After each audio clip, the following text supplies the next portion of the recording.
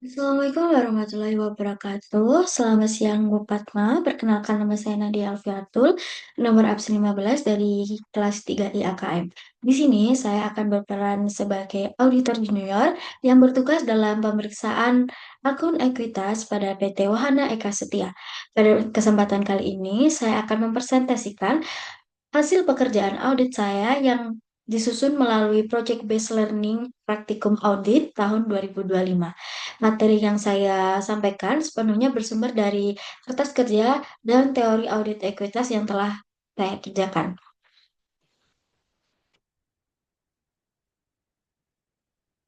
Untuk memulai materi pada hari ini, eh, saya akan masuk pada pengertian dasar dari ekuitas itu sendiri. Ekuitas adalah hak residual pemilik atas aset setelah dikurangi dengan kewajiban.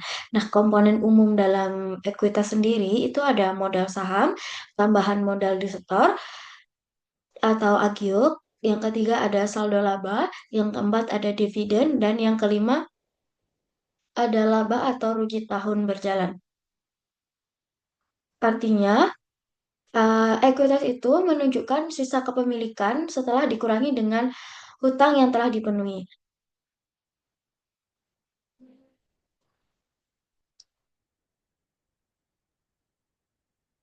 Ya, materi selanjutnya ada tujuan audit ekuitas. Tujuan utama dari audit ekuitas adalah memastikan bahwa akun ekuitas itu disajikan secara wajar.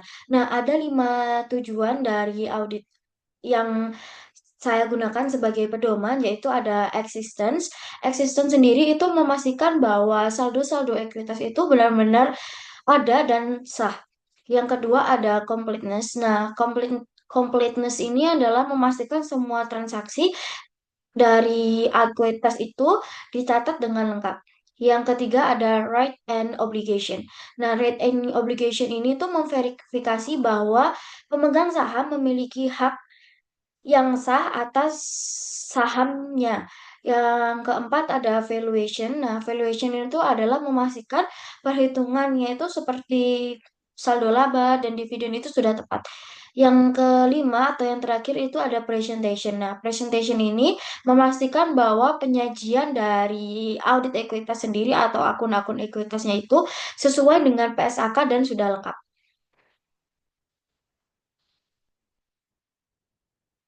Yang selanjutnya ada resiko salah saji.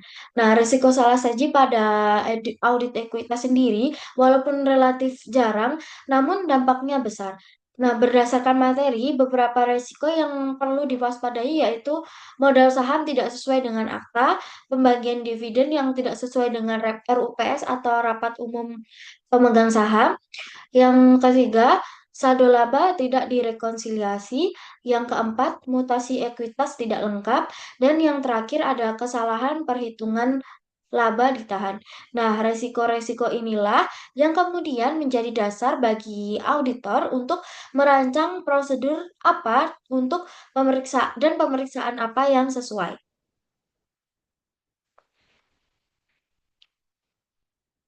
Nah, yang selanjutnya itu ada dokumen penting dalam ekuitas.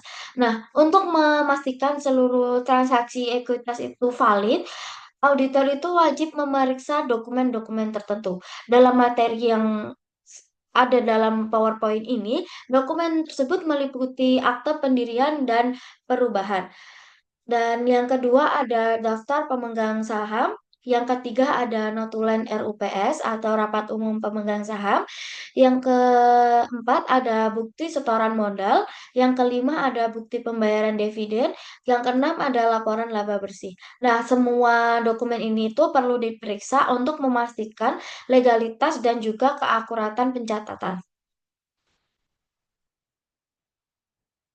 Nah, untuk materi yang selanjutnya itu ada ruang lingkup audit. Nah, akun yang akan diaudit dalam proyek ini adalah modal disetor, dividen, dan utang dividen, dan yang ketiga ada saldo laba. Nah, untuk pendekatan audit yang saya gunakan adalah prosedur substantif, sebagaimana dicantumkan dalam tugas 13 modul praktikum audit ekuitas tahun 2025.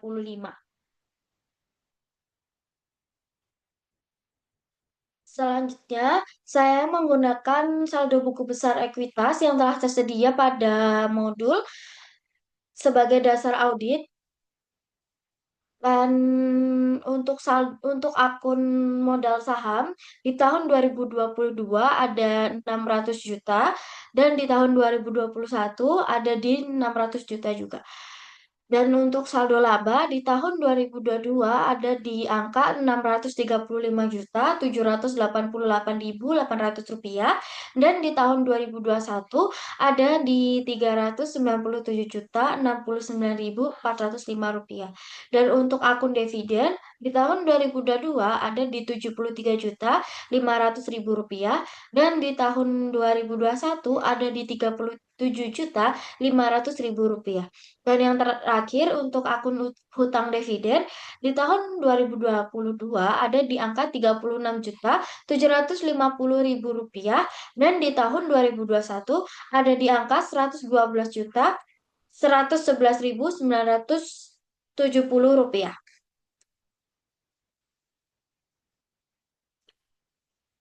Nah, selanjutnya ada bukti audit yang diperlukan. Untuk bukti audit yang diperlukan, saya menggunakan beberapa dokumen utama yang sangat penting, yaitu daftar pemegang saham, akta pendirian dan perubahan. Yang ketiga ada notulensi RUPS dan pembagian dividen. Yang keempat ada bukti pembayaran dividen.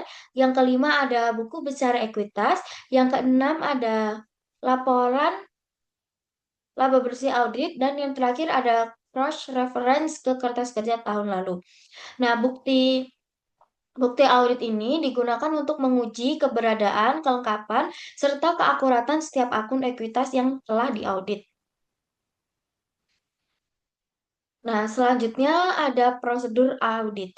Prosedur audit ekuitas dalam materi ini diperinci menjadi 5 langkah utama, yaitu ada keakuratan. Nah, keakuratan sendiri itu adalah mencocokkan saldo buku besar dengan neraca dan dokumen pendukung. Yang selanjutnya ada keberadaan dan hak. Keberadaan dan hak ini memastikan dan juga memeriksa daftar saham dan melakukan verifikasi terhadap pemegang saham besar jika diperlukan. Kemudian yang ketiga ada kelengkapan. Nah, untuk kelengkapan sendiri itu menelusuri dokumen-dokumen penerbitan saham. Kemudian yang nomor 4 ada penilaian. Di penilaian sendiri itu kita memastikan tidak ada agio ataupun disagio yang tidak wajar serta perhitungannya itu sudah tepat. Yang kelima ada penyajian. Nah, untuk penyajian sendiri itu sebagai auditor kita harus memastikan penyajian ini tuh sesuai dengan standar akuntansi atau SAK. Nah, kelima prosedur ini saya gunakan sebagai dasar dalam menyusun kertas kerja. Nah, yang selanjutnya ada kertas kerja utama. Pada kertas kerja utama terdapat beberapa bagian yang harus diisi, yaitu modal saham atau saldo audit. Yang kedua ada saldo laba atau saldo audit. Yang ketiga ada cross index ke indeks N1 dan N2. Yang keempat ada tick mark dan penjelasan. Nah, tick mark dan penjelasan itu juga penting untuk diisi. Kemudian yang kelima, saldo audit dipindahkan ke KKN atau kertas kerja neraca. Kertas kerja ini menjadi ringkasan dari seluruh pengujian yang akan dilakukan. Kemudian kertas kerja N1. Nah, untuk kertas kerja N1 ini berisi modal saham dan juga dividen. Nah, pada kertas kerja N1 ini kita fokus pada beberapa tahapan yang akan dilakukan. Yang pertama itu ada menyusun ringkasan pemegang saham yang berisi jumlah lembar dikalikan dengan nominal. Misal eh, sebuah pemegang saham A itu memiliki 1.000 lembar saham. Nah, itu harga per lembarnya itu 1 juta. Berarti harga per lembar itu dikali dengan lembar saham yang dimiliki. Kemudian ada mencocokkan saldo audit dengan saldo buku besar. Yang ketiga, kita menghitung dividen tahun berjalan berdasarkan notulensi RUPS. Dan yang keempat, kita menghitung hutang dividen berdasarkan selisih antara dividen yang diumumkan dengan dividen yang telah dibayar. Kemudian yang kelima atau yang terakhir kita melakukan cross index ke KKN dan KKLR. Nah, kertas kerja ini membantu kita untuk memastikan bahwa transaksi modal saham dan dividen itu telah dicatat dengan benar dan lengkap. Selanjutnya, ada kertas kerja N2 atau saldo laba. Nah, pada kertas kerja N2 ini, saya menghitung saldo laba akhir menggunakan formula saldo laba akhir sama dengan saldo laba awal ditambah laba bersih dikurangi dengan dividen. Seperti yang disampaikan dalam materi, dalam N2 ini saya mengisi saldo laba awal atau audit tahun lalu dan kemudian saya mengisi laba bersih di tahun 2022 dan dividen berdasarkan hasil perhitungan di N1 tadi. Kemudian mengisi saldo laba akhir hasil audit dan mengisi cross index ke kertas kerja utama dan KKN. Nah, perhitungan ini tuh memastikan saldo laba itu disajikan dengan benar sesuai dengan transaksi tahun berjalan.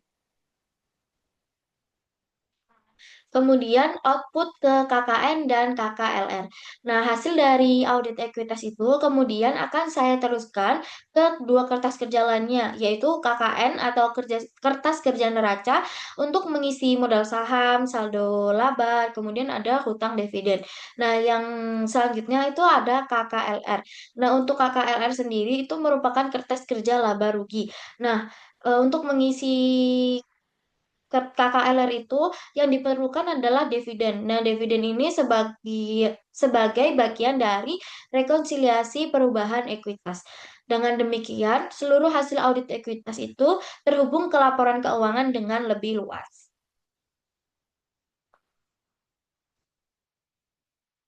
Nah, kesimpulannya, dari seluruh pemeriksaan yang telah saya lakukan, diperoleh beberapa kesimpulan penting. Yang pertama, tidak ada perubahan modal saham pada tahun audit. Yang kedua, ada perhitungan dividen sudah sepenuhnya sesuai dengan notulensi RUPS atau Rapat Umum Pemegang Saham. Yang ketiga, ada utang dividen telah direkonsiliasi dengan benar. Yang keempat, ada saldo laba telah dihitung dan dipindahkan dengan tepat ke kertas kerja utama dan KKN. Yang kelima atau yang terakhir, seluruh kertas kerja telah lengkap dan di cross index dan juga telah diberikan paraf sesuai dengan standar yang berlaku pada praktikum. Dengan demikian, akun ekuitas perusahaan telah disajikan secara wajar. Demikian pemaparan materi audit ekuitas yang telah saya sampaikan. Terima kasih atas waktu dan perhatiannya. Saya siap menerima arahan lebih lanjut. Ada kurang lebihnya saya mohon maaf. Wassalamualaikum warahmatullahi wabarakatuh.